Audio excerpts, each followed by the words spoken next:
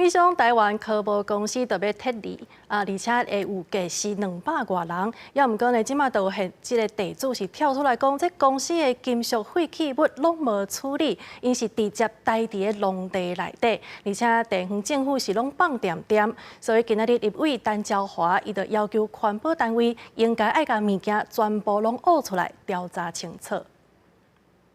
汤市环保局稽查人员7号来到杨梅这搭农地，草啊生了比人搁较悬，以铁皮啊为条的。有地主指控，这项坑甲台美商科博公司所产生的钛铁矿劣化落屎。去年8月，农地已经互红土砍掉的，地基明显比隔壁田悬几啊公尺。地主表示，我该申请中央甲地方环保单位煞消极无处理。他们也都怠惰不处理。今天我们认为科目要走了哈，要观察哈，就是不能够再摆烂。在时代力中，立委陈昭华陪同受害地主举行记者会，指出虽然钛铁矿劣化落屎是会当回收再利用的物质，但不应该堆伫农地。如果他堆在农地上，都是属于不合法的。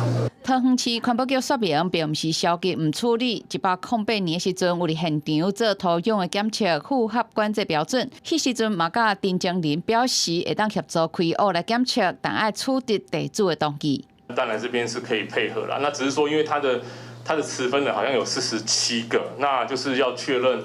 到时候没有人反对。桃园市都发局表示，针对农地非法乱垦，分别伫105、108年裁罚9万甲6万，最近会搁一届来开发，若搁唔限期来改善，会依上检调来侦办。